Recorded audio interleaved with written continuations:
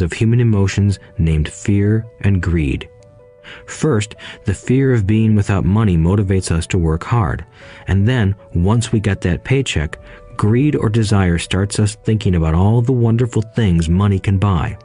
The pattern is then set. What pattern? I asked. The pattern of get up, go to work, pay bills, get up, go to work, pay bills. People's lives are forever controlled by two emotions, fear and greed.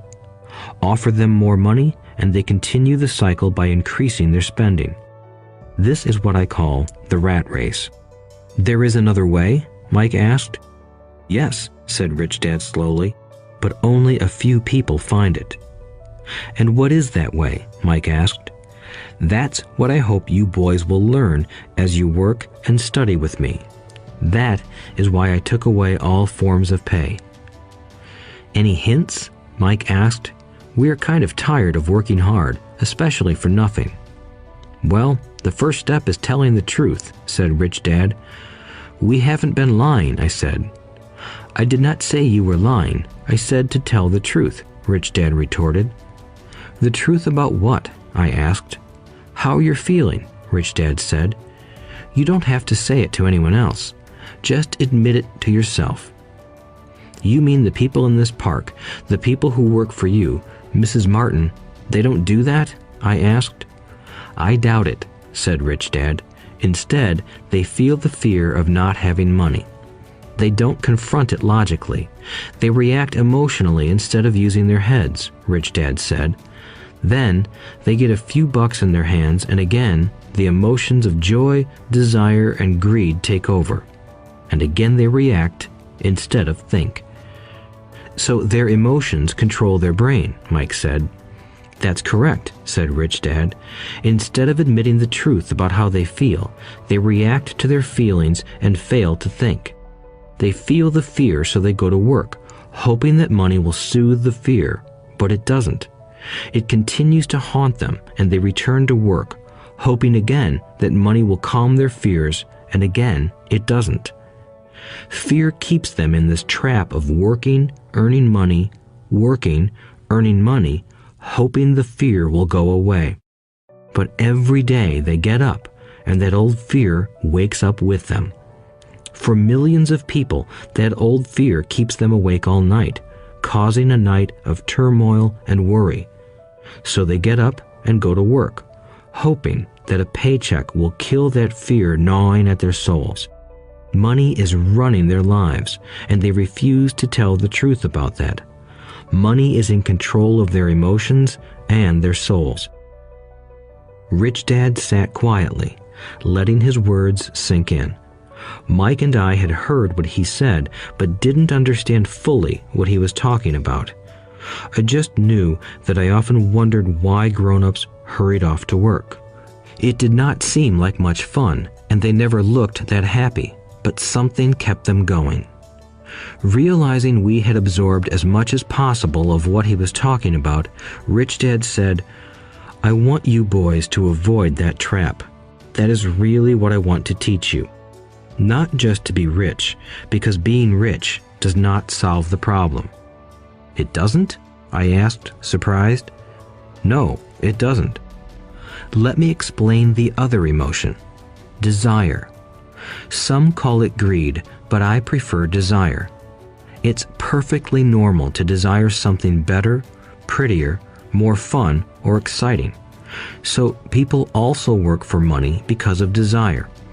They desire money for the joy they think it can buy. But the joy that money brings is often short-lived, and they soon need more money for more joy, more pleasure, more comfort, and more security. So they keep working, thinking money will soothe their souls that are troubled by fear and desire. But money can't do that. Even rich people do this? Mike asked. Rich people included, said Rich Dad. In fact, the reason many rich people are rich isn't because of desire, but because of fear. They believe that money can eliminate the fear of being poor, so they amass tons of it, only to find the fear gets worse. Now they fear losing the money. I have friends who keep working even though they have plenty. I know people who have millions who are more afraid now than when they were poor. They're terrified of losing it all. The fears that drove them to get rich got worse. That weak and needy part of their soul is actually screaming louder. They don't want to lose the big houses, the cars, and the high life money has bought them. They worry about what their friends would say if they lost all their money. Many are emotionally desperate and neurotic, although they look rich and have more money. So, is a poor man happier? I asked. No, I don't think so, replied Rich Dad. The avoidance of money is just as psychotic as being attached to money. As if on cue, the town derelict went past our table, stopping by the large rubbish can and rummaging around in it. The three of us watched him with great interest, when before we probably would have just ignored him. Rich Dad pulled $1 out of his wallet and gestured to the older man. Seeing the money, the derelict came over immediately, took the bill, thanked Rich Dad profusely, and hurried off, ecstatic with his good fortune. He's not much different from most of my employees, said Rich Dad. I've met so many people who say, oh, I'm not interested in money, yet they'll work at a job for 8 hours a day. That's a denial of truth. If they weren't interested in money, then why are they working? That kind of thinking is probably more psychotic than a person who hoards money. As I sat there listening to my rich dad, my mind flashed back to the countless times my own dad said, I'm not interested in money. He said those words often. He also covered himself by always saying, I work because I love my job. So, what do we do? I asked. Not work for money until all traces of fear and greed are gone? No, that would be a waste of time, said Rich Dad. Emotions are what make us human. The word emotion stands for energy in motion. Be truthful about your emotions and use your mind and emotions in your favor, not against yourself. Whoa, said Mike. Don't worry about what I just said. It will make more sense in years to come. Just be an observer, not a reactor to your emotions. Most people do not know that it's their emotions that are doing the thinking. Your emotions are your emotions, but you have got to learn to do your own thinking. Can you give me an example? I asked. Sure, replied Rich Dad. When a person says, I need to find a job, it's most likely an emotion doing the thinking. Fear of not having money generates that thought. But people do need money if they have bills to pay, I said. Sure they do, smiled Rich Dad. All I'm saying is that it's fear that is all too often doing the thinking. I don't understand, said Mike. For example, said Rich Dad, if the fear of not having enough money arises, instead of immediately running out to get a job, they instead might ask themselves this question. Will a job be the best solution to this fear over the long run? In my opinion, the answer is no. A job is really a short-term solution to a long-term problem. But my dad is always saying, stay in school and get good grades so you can find a safe, secure job, I interjected, somewhat confused. Yes, I understand he says that, said Rich Dad, smiling. Most people recommend that, and it's a good path for most people. But people make that recommendation primarily out of fear. You mean my dad says that because he's afraid? Yes, said Rich Dad. He's terrified that you won't earn enough money and won't fit into society. Don't get me wrong, he loves you and wants the best for you. I too believe an education and a job are important, but it won't handle the fear. You see, that same fear that makes him get up in the morning to earn a few bucks is the fear that is causing him to be so fanatical about your going to school. So what do you recommend? I asked. I want to teach you to master the power of money instead of being afraid of it. They don't teach that in school, and if you don't learn it, you become a slave to money. It was finally making sense. He wanted us to widen our views and to see what the Mrs. Martins of this world couldn't see. He used examples that sounded cruel at the time, but I've never forgotten them. My vision widened that day, and I began to see the trap that lay ahead for most people. You see, we're all employees ultimately. We just work at different levels, said Rich Dad. I just want you boys to have a chance to avoid the trap caused by those two emotions, fear and desire. Use them in your favor, not against you. That's what I want to teach you. I'm not interested in just teaching you to make a pile of money. That won't handle the fear or desire. If you don't first handle fear and desire, and you get rich, you'll only be a highly paid slave. So how do we avoid the trap? I asked. The main cause of poverty or financial struggle is fear and ignorance, not the economy or the government or the rich. It's self-inflicted fear and ignorance that keep people trapped. So you boys go to school and get your college degrees, and I'll teach you how to stay out of the trap. The pieces of the puzzle were appearing. My highly educated dad had a great education and a great career, but school never told him how to handle money or his fear of it. It became clear that I could learn different and important things from two fathers. So you've been talking about the fear of not having money. How does the desire for money affect our thinking? Mike asked.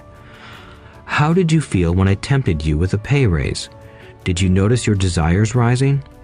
We nodded our heads. By not giving in to your emotions, you were able to delay your reactions and think. That is important. We will always have emotions of fear and greed. From here on in, it's imperative for you to use those emotions to your advantage, and for the long term to not let your emotions control your thinking. Most people use fear and greed against themselves. That's the start of ignorance. Most people live their lives chasing paychecks, pay raises, and job security because of the emotions of desire and fear, not really questioning where those emotion-driven thoughts are leading them. It's just like the picture of a donkey dragging a cart with its owner dangling a carrot just in front of its nose. The donkey's owner may be going where he wants to, but the donkey is chasing an illusion. Tomorrow, there will only be another carrot for the donkey. You mean the moment I pictured a new baseball glove, candy, and toys, that's like a carrot to a donkey? Mike asked. Yes, and as you get older, your toys get more expensive. A new car, a boat, and a big house to impress your friends, said Rich Dad with a smile. Fear pushes you out the door, and desire calls to you. That's the trap. So what's the answer? Mike asked. What intensifies fear and desire is ignorance. That is why rich people with lots of money often have more fear the richer they get. Money is the carrot, the illusion. If the donkey could see the whole picture, it might rethink its choice to chase the carrot. Rich Dad went on to explain that a human's life is a struggle between ignorance and illumination. He explained that once a person stops searching for information and self-knowledge, ignorance sets in. That struggle is a moment-to-moment decision to learn to open or close one's mind.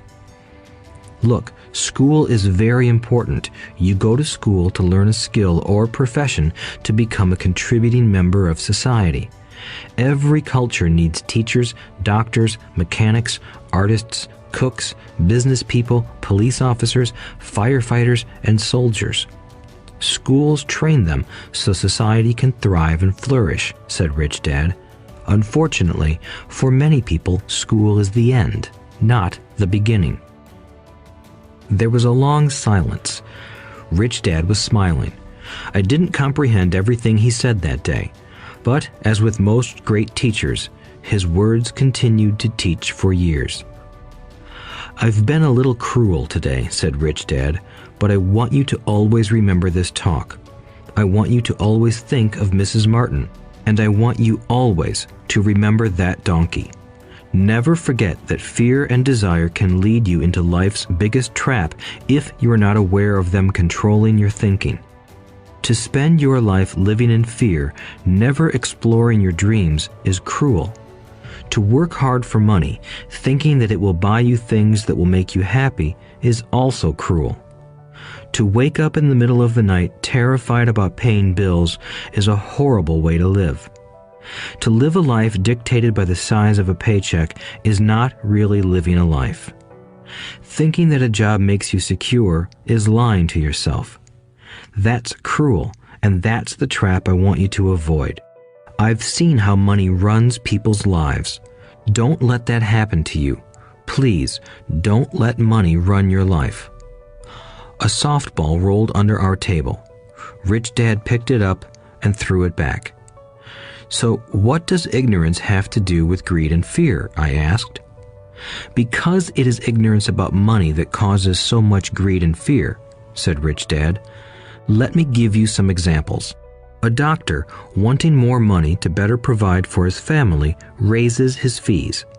By raising his fees, it makes healthcare more expensive for everyone. It hurts the poor people the most, so they have worse health than those with money. Because the doctors raise their fees, the attorneys raise their fees. Because the attorneys' fees have gone up, school teachers want a raise, which raises our taxes, and on and on and on. Soon, there will be such a horrifying gap between the rich and the poor that chaos will break out and another great civilization will collapse. History proves that great civilizations collapse when the gap between the haves and have-nots is too great. Sadly, America is on that same course because we haven't learned from history. We only memorize historical dates and names, not the lesson. Aren't prices supposed to go up? I asked. In an educated society with a well-run government, prices should actually come down. Of course, that is often only true in theory. Prices go up because of greed and fear caused by ignorance. If schools taught people about money, there would be more money and lower prices. But schools focus only on teaching people to work for money, not how to harness money's power. But don't we have business schools? Mike asked. And haven't you encouraged me to go for my MBA? Yes, said Rich Dad, but all too often business schools train employees to become sophisticated bean counters. Heaven forbid a bean counter takes over a business. All they do is look at the numbers, fire people, and kill the business. I know this because I hire bean counters. All they think about is cutting costs and raising prices, which cause more problems. Bean counting is important. I wish more people knew it, but it, too, is not the whole picture, added Rich Dad angrily. So, is there an answer? Asked Mike. Yes, said Rich Dad. Learn to use your emotions to think, not think with your emotions. When you boys mastered your emotions by agreeing to work for free, I knew there was hope. When you again resisted your emotions when I tempted you with more money, you were again learning to think in spite of being emotionally charged. That's the first step. Why is that step so important? I asked. Well, that's up to you to find out. If you want to learn, I'll take you boys into the briar patch, a place almost everyone else avoids. If you go with me, you'll let go of the idea of working for money and instead learn to have money work for you. And what will we get if we go with you? What if we agree to learn from you? What will we get? I asked. The same thing Brer Rabbit got, said Rich Dad, referring to the classic children's story. Is there a briar patch? I asked. Yes, said Rich Dad. The briar patch is our fear and greed. Confronting fear, weaknesses, and neediness by choosing our own thoughts is the way out. Choosing our thoughts? Mike asked, puzzled. Yes, choosing what we think rather than reacting to our emotions. Instead of just getting up and going to work because not having the money to pay your bills is scaring you, ask yourself, is working harder at this the best solution to this problem? Most people are too afraid to rationally think things through and instead run out the door to a job they hate. The tar baby is in control. That's what I mean by choosing your thoughts. And how do we do that? Mike asked. That's what I will teach you. I'll teach you to have a choice of thoughts rather than a knee-jerk reaction, like gulping down your morning coffee and running out the door. Remember what I said before. A job is only a short-term solution to a long-term problem.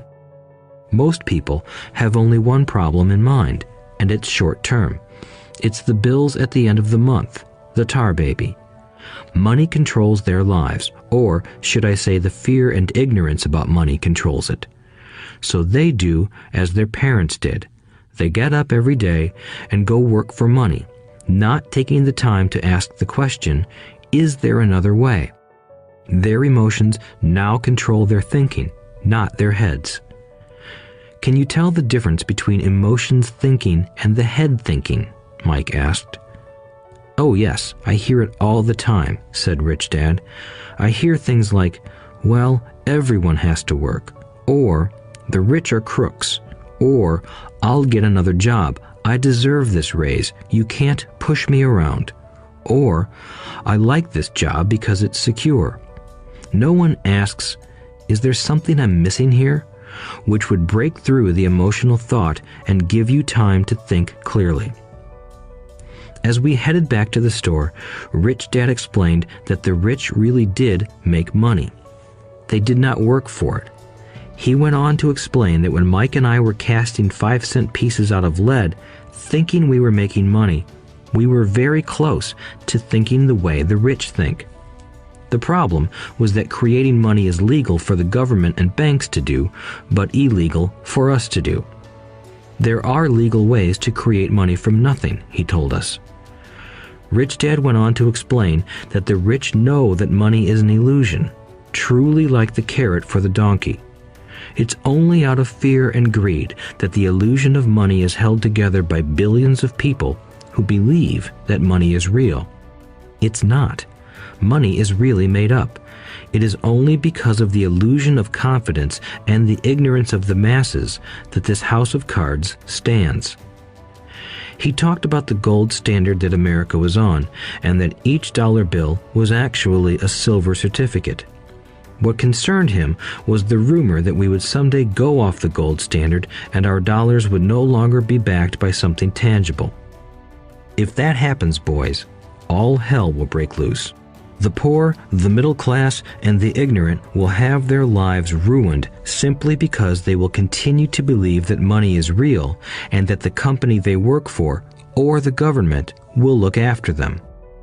We really did not understand what he was saying that day, but over the years, it made more and more sense. Seeing what others miss. As he climbed into his pickup truck outside his convenience store, Rich Dad said, "Keep working, boys, but the sooner you forget about needing a paycheck, the easier your adult life will be. Keep using your brain, work for free, and soon your mind will show you ways of making money far beyond what I could ever pay you. You will see things that other people never see. Most people never see these opportunities because they're looking for money and security, so that's all they get. The moment you see one opportunity, you'll see them for the rest of your life. The moment you do that, I'll teach you something else. Learn this, and you'll avoid one of life's biggest traps." Mike and I picked up our things from the store and waved goodbye to Mrs. Martin. We went back to the park, to the same picnic bench, and spent several more hours thinking and talking. We spent the next week at school thinking and talking too. For 2 more weeks, we kept thinking, talking, and working for free. At the end of the second Saturday, I was again saying goodbye to Mrs. Martin and looking at the comic book stand with a longing gaze.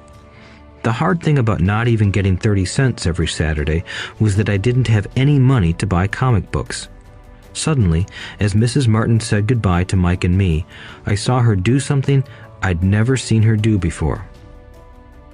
Mrs. Martin was cutting the front page of the comic book in half.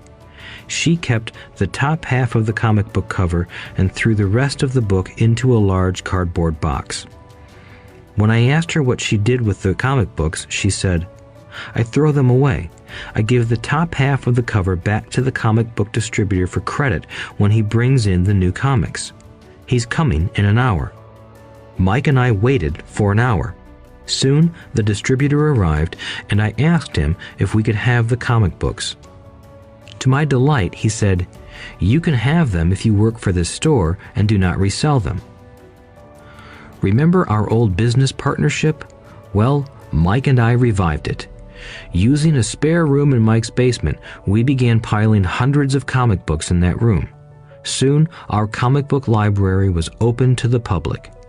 We hired Mike's younger sister, who loved to study, to be head librarian. She charged each child 10 cents admission to the library, which was open from 2:30 p.m. to 4:30 p.m. every day after school. The customers, the children of the neighborhood, could read as many comics as they wanted in 2 hours.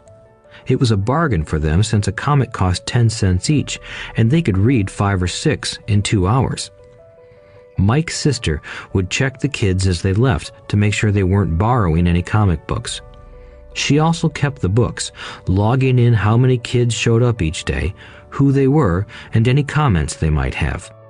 Mike and I averaged $9.50 per week over a 3-month period. We paid his sister $1 a week and allowed her to read the comics for free, which she rarely did since she was always studying. Mike and I kept our agreement by working in the store every Saturday and collecting all the comic books from the different stores. We kept our agreement to the distributor by not selling any comic books. We burned them once they got too tattered. We tried opening a branch office, but we could never quite find someone as trustworthy and dedicated as Mike's sister. At an early age, we found out how hard it was to find good staff. 3 months after the library first opened, a fight broke out in the room. Some bullies from another neighborhood pushed their way in, and Mike's dad suggested we shut down the business. So our comic book business shut down, and we stopped working on Saturdays at the convenience store. But Rich Dad was excited because he had new things he wanted to teach us. He was happy because we had learned our first lessons so well. We learned to make money work for us. By not getting paid for our work at the store, we were forced to use our imaginations to identify an opportunity to make money. By starting our own business, the comic book library, we were in control of our own finances, not dependent on an employer. The best part was that our business generated money for us even when we weren't physically there. Our money worked for us. Instead of paying us money, Rich Dad had given us so much more. Chapter 2. Lesson 2. Why teach financial literacy? It's not how much money you make, it's how much money you keep. In 1990, Mike took over his father's empire and is, in fact, doing a better job than his dad did. We see each other once or twice a year on the golf course. He and his wife are wealthier than you can imagine. Rich Dad's empire is in great hands, and Mike is now grooming his son to take his place, as his dad had groomed us. In 1994, I retired at the age of 47, and my wife Kim was 37. Retirement does not mean not working. For us, it means that, barring unforeseen cataclysmic changes, we can work or not work, and our wealth grows automatically, staying ahead of inflation. Our assets are large enough to grow by themselves. It's like planting a tree. You water it for years, and then one day it doesn't need you anymore. Its roots are implanted deep enough. Then the tree provides shade for your enjoyment. Mike chose to run the empire, and I chose to retire. Whenever I speak to groups of people, they often ask what I would recommend that they do. How do I get started? Is there a book you would recommend? What should I do to prepare my children? What is your secret to success? How do I make millions? Whenever I hear one of these questions, I'm reminded of the following story. The richest businessmen. In 1923, a group of our greatest leaders and richest businessmen held a meeting at the Edgewater Beach Hotel in Chicago. Among them were Charles Schwab, head of the largest independent steel company; Samuel Insull, president of the world's largest utility; Howard Hobson, head of the largest gas company; Ivar Kruger, president of International Match Company, one of the world's largest companies at that time; Leon Fraser, president of the Bank of International Settlements; Richard Whitney, president of the New York Stock Exchange; Arthur Cotton and Jesse Livermore, two of the biggest stock speculators; and Albert Fall, a member of President Harding's cabinet. 25 years later, 9 of these titans ended their lives as follows. Schwab died penniless after living for 5 years on borrowed money. Insull died broke in a foreign land, and Kruger and Cotton also died broke. Hobson went insane. Whitney and Albert Fall were released from prison, and Fraser and Livermore committed suicide. I doubt if anyone can say what really happened to these men. If you look at the date, 1923, it was just before the 1929 market crash and the Great Depression, which I suspect had a great impact on these men and their lives. The point is this. Today, we live in times of greater and faster change than these men did. I suspect there will be many booms and busts in the coming years that will parallel the ups and downs these men faced. I am concerned that too many people are too focused on money and not on their greatest wealth, their education. If people are prepared to be flexible, keep an open mind, and learn, they will grow richer and richer despite tough changes. If they think money will solve problems, they will have a rough ride. Intelligence solves problems and produces money. Money without financial intelligence is money soon gone. Most people fail to realize that in life, it's not how much money you make, it's how much money you keep. We've all heard stories of lottery winners who are poor, then suddenly rich, and then poor again. They win millions, yet are soon back where they started. Or stories of professional athletes who at the age of 24 are earning millions but are sleeping under a bridge 10 years later. I remember a story of a young basketball player who a year ago had millions. Today, at just 29, he claims his friends, attorney, and accountant took his money and he was forced to work at a car wash for minimum wage. He was fired from the car wash because he refused to take off his championship ring as he was wiping off the cars. His story made national news, and he is appealing his termination, claiming hardship and discrimination. He claims that the ring is all he has left, and if it was stripped away, he'll crumble.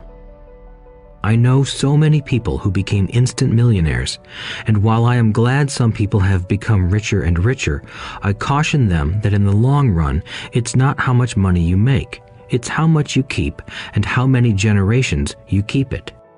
So when people ask, "Where do I get started?" or "Tell me how to get rich quick," they often are greatly disappointed with my answer.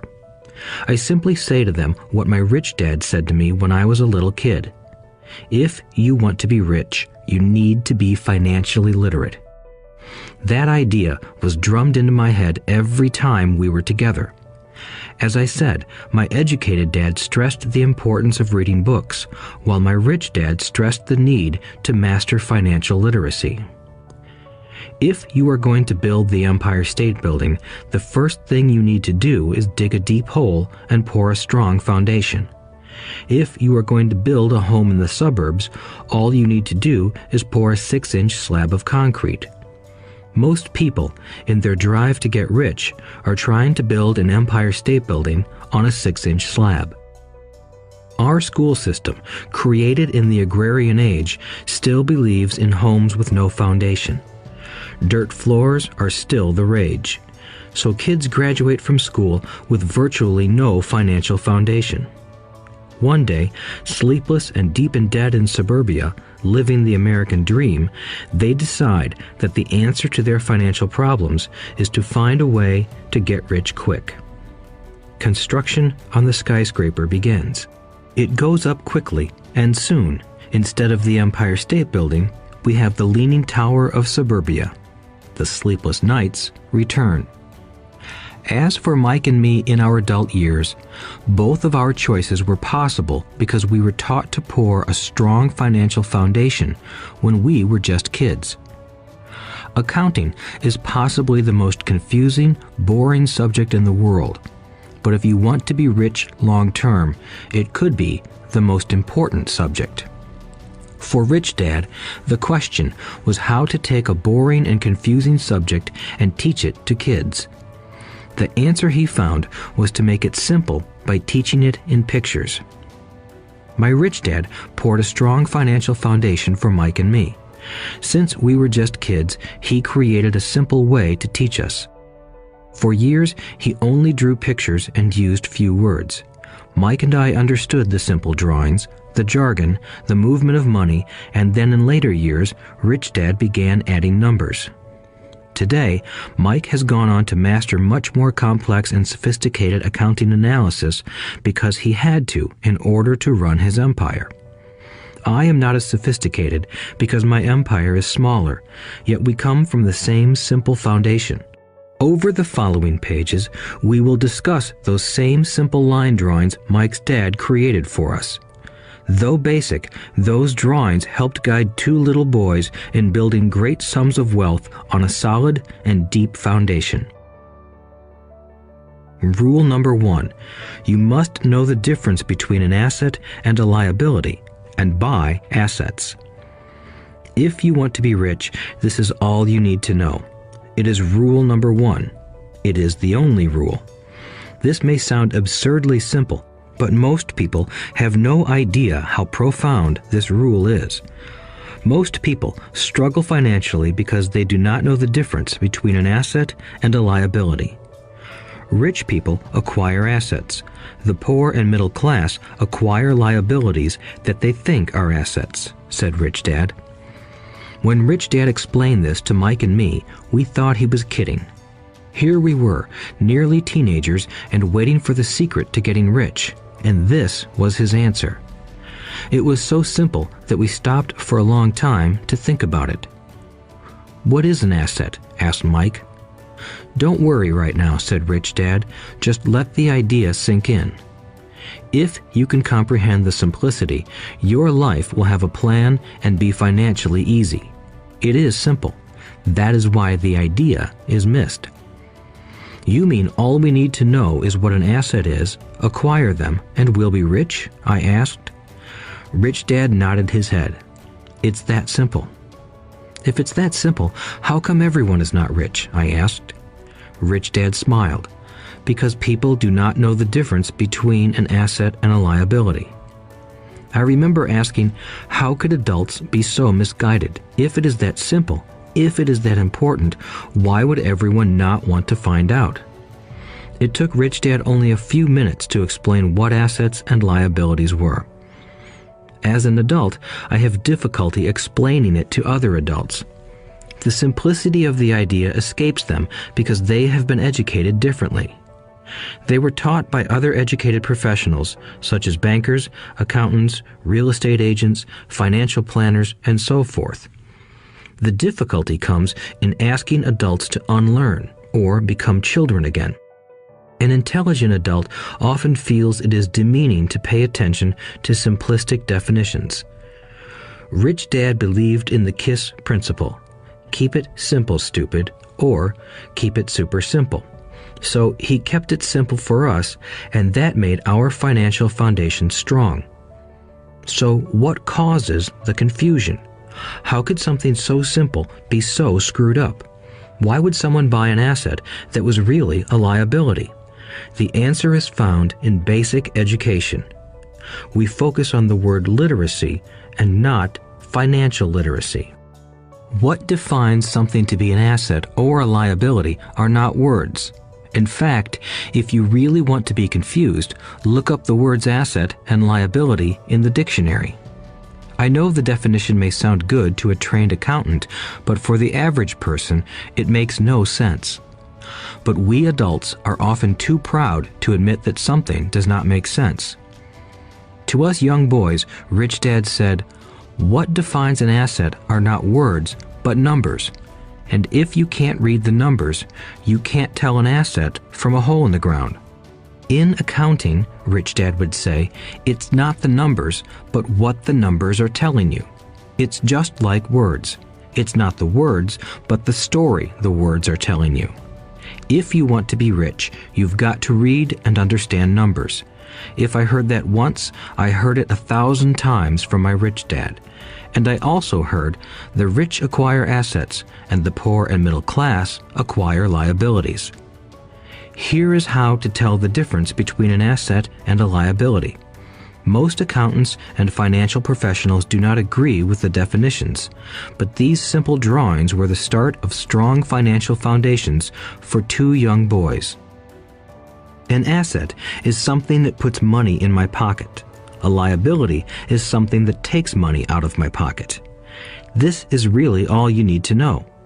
If you want to be rich, simply spend your life buying assets.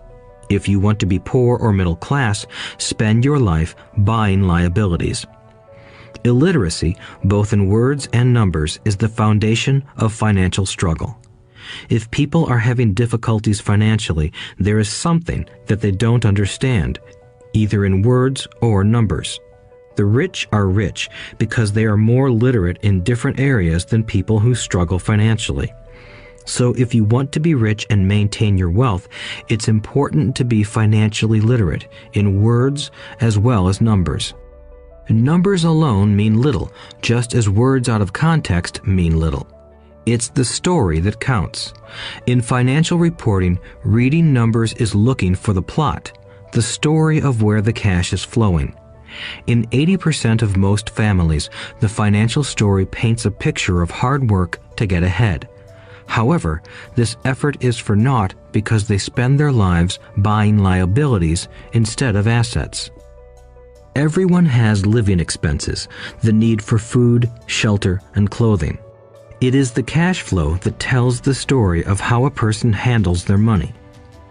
The reason I started with the story of the richest men in America is to illustrate the flaw in believing that money will solve all problems. That is why I cringe whenever I hear people ask me how to get rich quicker or where they should start.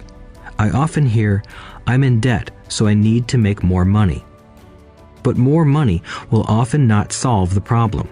In fact, it may compound the problem. Money often makes obvious our tragic human flaws, putting a spotlight on what we don't know. That is why, all too often, a person who comes into a sudden windfall of cash, let's say an inheritance, a pay raise, or lottery winnings, soon returns to the same financial mess, if not worse than the mess they were in before. Money only accentuates the cash flow pattern running in your head. If your pattern is to spend everything you get, most likely an increase in cash will just result in an increase in spending. Thus the saying, "A fool and his money is one big party." I have said many times that we go to school to gain scholastic and professional skills, both of which are important. We learn to make money with our professional skills. In the 1960s, when I was in high school, if someone did well academically, people assumed this bright student would go on to be a medical doctor because it was the profession with the promise of the greatest financial reward. Today, doctors face financial challenges I wouldn't wish on my worst enemy. Insurance companies taking control of the business, managed healthcare, government intervention, and malpractice suits. Today, kids want to be famous athletes, movie stars, rock stars, beauty queens, or CEOs because that is where the fame, money, and prestige are. That is the reason it is so hard to motivate kids in school today. They know that professional success is no longer solely linked to academic success, as it once was. Because students leave school without financial skills, millions of educated people pursue their profession successfully, but later find themselves struggling financially. They work harder, but don't get ahead. What is missing from their education is not how to make money, but how to manage money. It's called financial aptitude, what you do with the money once you make it, how to keep people from taking it from you, how to keep it longer, and how to make that money work hard for you. Most people don't understand why they struggle financially because they don't understand cash flow. A person can be highly educated, professionally successful, and financially illiterate. These people often work harder than they need to because they learned how to work hard, but not how to have their money work hard for them. The story of how the quest for a financial dream turns into a financial nightmare. The classic story of hardworking people has set a pattern. Recently married, the happy, highly educated young couple moves into one of their cramped, rented apartments. Immediately, they realize that they are saving money because two can live as cheaply as one. The problem is, the apartment is cramped. They decide to save money to buy their dream home so they can have kids. They now have two incomes, and they begin to focus on their careers. Their incomes begin to increase. As their incomes go up, their expenses go up as well. The number one expense for most people is taxes. Many people think it's income tax, but for most Americans, their highest tax is Social Security. As an employee, it appears as if the Social Security tax combined with the Medicare tax rate is roughly 7.5%, but it's really 15% since the employer must match the Social Security amount. In essence, it is money the employer can't pay you. On top of that, you still have to pay income tax on the amount deducted from your wages for Social Security tax. Income you never received because it went directly to Social Security through withholding. Going back to the young couple, as a result of their incomes increasing, they decide to buy the house of their dreams. Once in their house, they have a new tax called property tax. Then they buy a new car, new furniture, and new appliances to match their new house. All of a sudden, they wake up and their liabilities column is full of mortgage and credit card debt. Their liabilities go up. They're now trapped in the rat race. Pretty soon, a baby comes along and they work harder. The process repeats itself. Higher incomes cause higher taxes, also called bracket creep. A credit card comes in the mail. They use it. It maxes out. A loan company calls and says their greatest asset, their home, has appreciated in value. Because their credit is so good, the company offers a bill consolidation loan and tells them the intelligent thing to do is clear off the high-interest consumer debt by paying off their credit card. And besides, interest on their home is a tax deduction. They go for it and pay off those high-interest credit cards. They breathe a sigh of relief. Their credit cards are paid off. They've now folded their consumer debt into their home mortgage. Their payments go down because they extend their debt over 30 years. It is the smart thing to do. Their neighbor calls to invite them to go shopping. The Memorial Day sale is on. They promise themselves they'll just window shop, but they take a credit card, just in case. I run into this young couple all the time. Their names change, but their financial dilemma is the same. They come to one of my talks to hear what I have to say. They ask me, "Can you tell us how to make more money?" They don't understand that their trouble is really how they choose to spend the money they do have. It is caused by financial illiteracy and not understanding the difference between an asset and a liability. More money seldom solves someone's money problems. Intelligence solves problems. There is a saying a friend of mine says over and over to people in debt. If you find you have dug yourself into a hole, stop digging. As a child, my dad often told us that the Japanese were aware of 3 powers: the power of the sword, the jewel, and the mirror. The sword symbolizes the power of weapons. America has spent trillions of dollars on weapons, and because of this is a powerful military presence in the world. The jewel symbolizes the power of money. There is some degree of truth to the saying, "Remember the golden rule. He who has the gold makes the rules." The mirror symbolizes the power of self-knowledge. This self-knowledge, according to Japanese legend, was the most treasured of the three. All too often, the poor and middle class allow the power of money to control them. By simply getting up and working harder, failing to ask themselves if what they do makes sense, they shoot themselves in the foot as they leave for work every morning. By not fully understanding money, the vast majority of people allow its awesome power to control them. If they used the power of the mirror, they would have asked themselves, "Does this make sense?" All too often, instead of trusting their inner wisdom, that genius inside, most people follow the crowd. They do things because everybody else does them. They conform rather than question. Often, they mindlessly repeat what they have been told. Diversify. Your home is an asset. Your home is your biggest investment. You get a tax break for going into greater debt. Get a safe job. Don't make mistakes. Don't take risks. It is said that the fear of public speaking is a fear greater than death for most people. According to psychiatrists, the fear of public speaking is caused by the fear of ostracism, the fear of standing out, the fear of criticism, the fear of ridicule, and the fear of being an outcast. The fear of being different prevents most people from seeking new ways to solve their problems. That is why my educated dad said the Japanese valued the power of the mirror the most, for it is only when we look into it that we find truth. Fear is the main reason that people say, "Play it safe." That goes for anything, be it sports, relationships, careers, or money. It is that same fear, the fear of ostracism, that causes people to conform to, and not question, commonly accepted opinions or popular trends. Your home is an asset. Get a bill consolidation loan and get out of debt. Work harder. It's a promotion. Someday I'll be a vice president.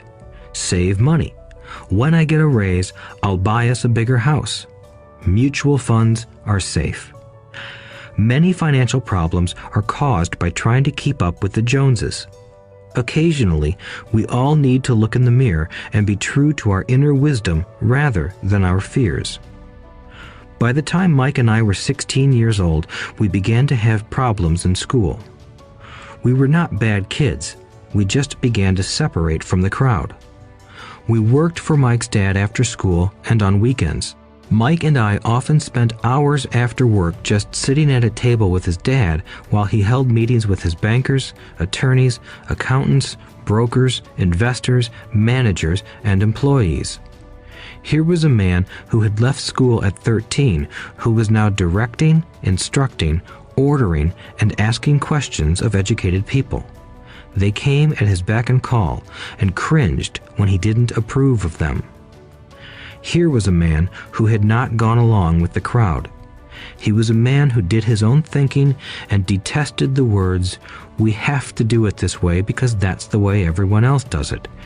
He also hated the word "can't." If you wanted him to do something, just say, "I don't think you can do it."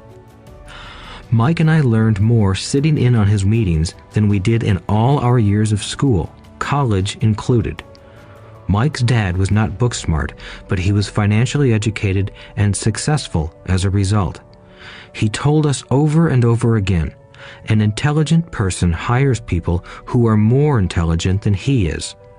So Mike and I had the benefit of spending hours listening to and learning from intelligent people.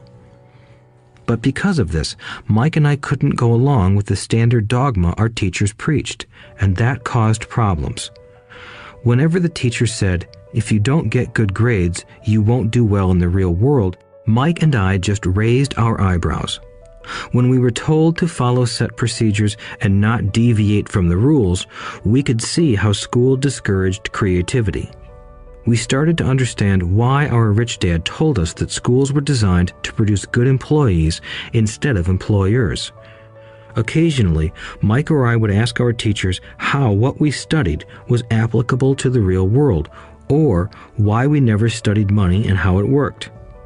To the latter question, we often got the answer that money was not important, that if we excelled in our education, the money would follow.